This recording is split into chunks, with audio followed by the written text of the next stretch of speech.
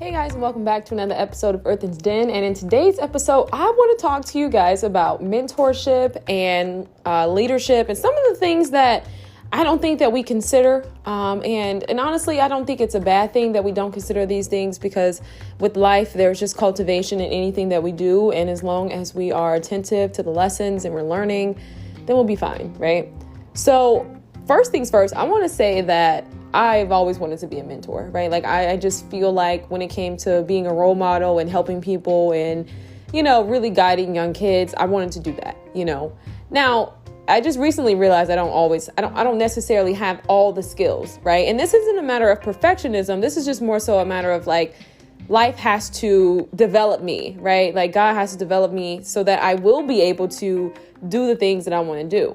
And so where I would always get tripped up with this is that sometimes when you're an inspiration, sometimes we're in a space where it's like our ego is like, okay, we're not getting the credit that we deserve here, right? And our ego is upset because it's like, okay, it seems like people are taking advantage of us, right? It seems like people are, being in this space. And so I had to learn for myself. And even though like I just came to this revelation, I realized that when it comes to leadership and mentorship, typically that's you sacrificing, and I'm not saying like, oh, just, put your whole life on the line, but I'm saying that that's you providing your resources, you being an inspiration, and you have to be in a space where you're satisfied with the work, right? Like you understand that, okay, I have an impact and that I'm impactful, right? And that's like the whole purpose of it. I didn't know that it wasn't entirely self-seeking, right? Because I think to some extent, when you start something, you're like, okay, I'm doing this for me.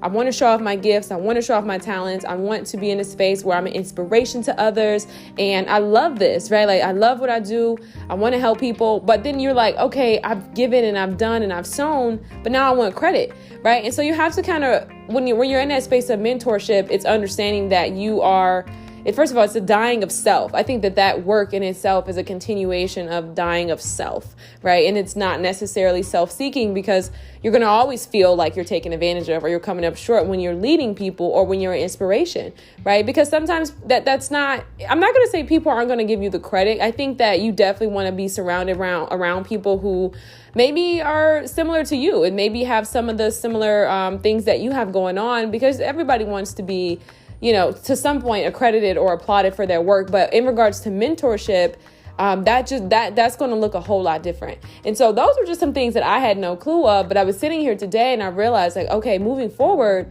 I understand that this level of work and being in this field is going to require a different version of me, right? It's not going to require a version of me that's self-seeking, right? And so I think if you are someone who is seeking mentorship, or you want to be in a space of mentorship, it's definitely important to have people who aren't withholding and they definitely want to see you win.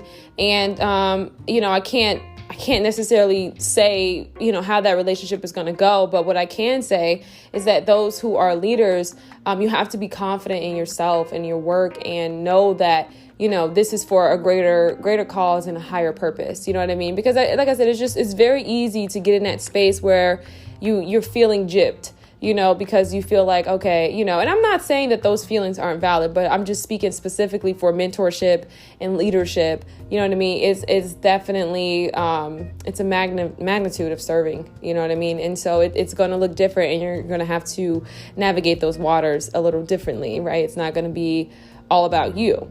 So this is one of the things too. I always say, I've always been very thankful for my journey and like the process of things. And like, I'm really learning to settle into this.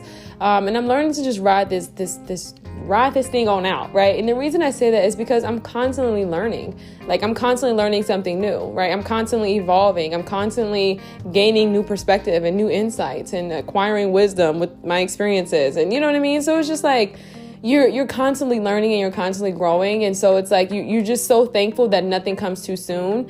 And I think you can really make peace with the fact that everything is really being mapped out for you in such a way that it's going to definitely work to your advantage, So that's all I want to say. And I just had to get on here and talk to you guys about that, because it's definitely a very interesting position.